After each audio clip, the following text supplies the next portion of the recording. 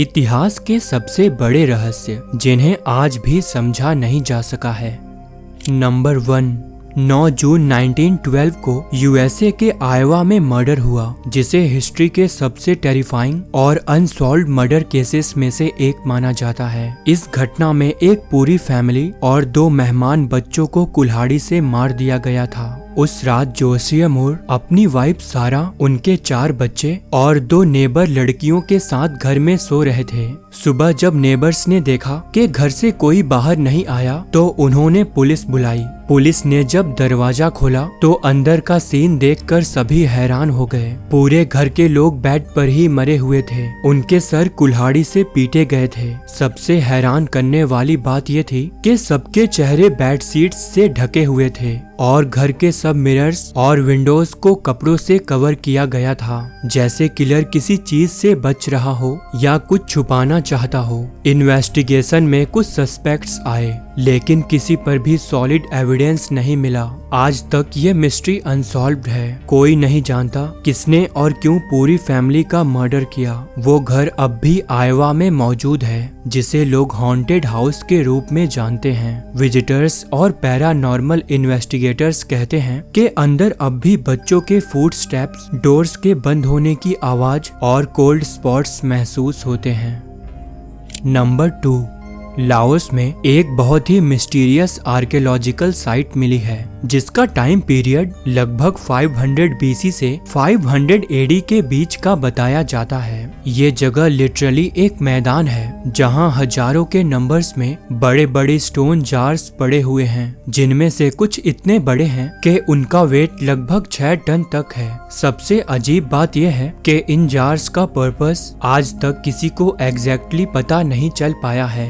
Archaeologist ने जब research की तो उन्हें पता चला कि ये जार्स एक सिंगल रॉक ब्लॉक से कार्व किए गए हैं। मतलब लोगों ने पहले बड़े रॉक्स को काटकर उन्हें शेप दिया और फिर उन्हें मैदान में लाकर रखा। लेकिन ये क्यों किया गया, ये सबसे बड़ी मिस्ट्री है। इतने बड़े और हैवी जार्स जिन्हें बनाना और मूव करना आज के टूल्स के बिना ऑलमोस्ट इम्पॉसिबल लगता है, वो लोग 2000 साल पहले कैसे बना लेते थे। कुछ थ्योरीज कहती हैं कि ये जार्स ग्रेवयार्ड्स थे, मतलब एंशिएंट लोग इन जार्स में अपने रिलेटिव्स के राख और बोन्स रखते होंगे। लेकिन लोकल लेजेंड्स कुछ और ही कहते हैं। उनके मुताबिक ये जार्स जायंट्स ने बनाई थी, जो इनमें राइस वाइन स्टोर करते थे अपनी जीत के सेलिब्रेशन के लिए। आज भी प्लेन ऑफ जार्स में हजारों जार्स बिखरे हुए हैं। कुछ तो पुराने वॉर्स के बॉम्बिंग के कारण डैमेज भी हो चुके हैं। फिर भी ये साइट अब भी एक यूनेस्को वर्ल्ड हेरिटेज साइट है और साइंटिस्ट के लिए एक पजल बन चुकी है।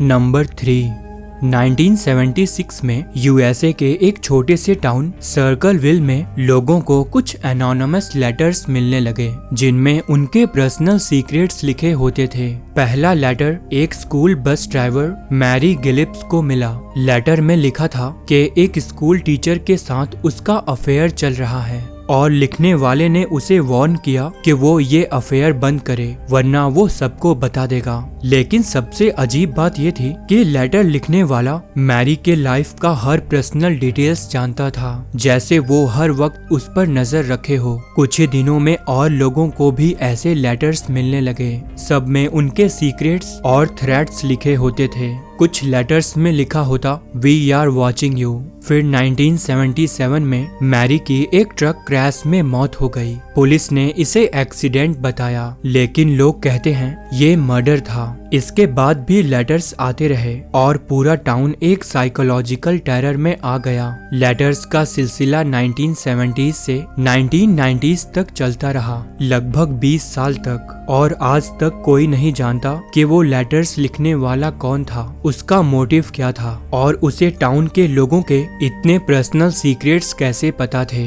ये केस इतना मिस्टीरियस था कि अनसॉल्व्ड मिस्ट्रीज टीवी शो में भी इसे कवर किया गया था।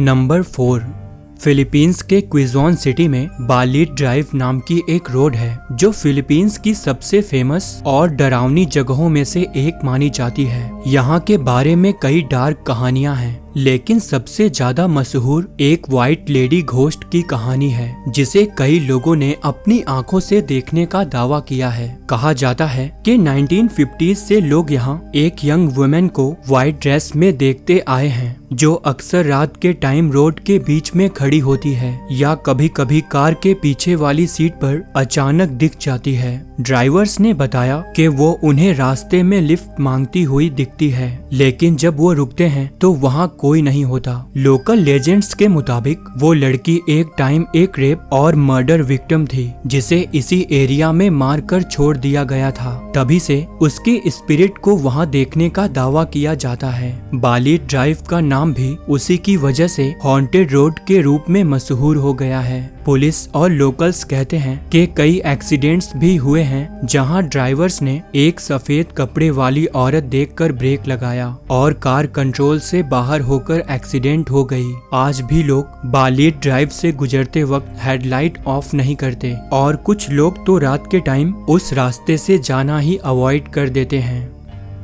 नंबर 5, 22 नवंबर 1963 को टेक्सास में प्रेसिडेंट जॉन एफ कैनेडी का असैसिनेशन हो गया। उस दिन जब प्रेसिडेंट की रैली डेली प्लाजा से गुजर रही थी, तब हर तरफ लोग खड़े थे और उन्हीं में एक औरत भी थी जिसके सर पर एक बबूश्का बंधा हुआ था। असल में बबूश्का एक रशियन स्टाइल स्कार्फ होता है। कैमरास और विटनेसेस के मुताबिक जब कैनेडी को गोली लगी तो वो लेडी उस मूवमेंट को फिल्म कर रही थी।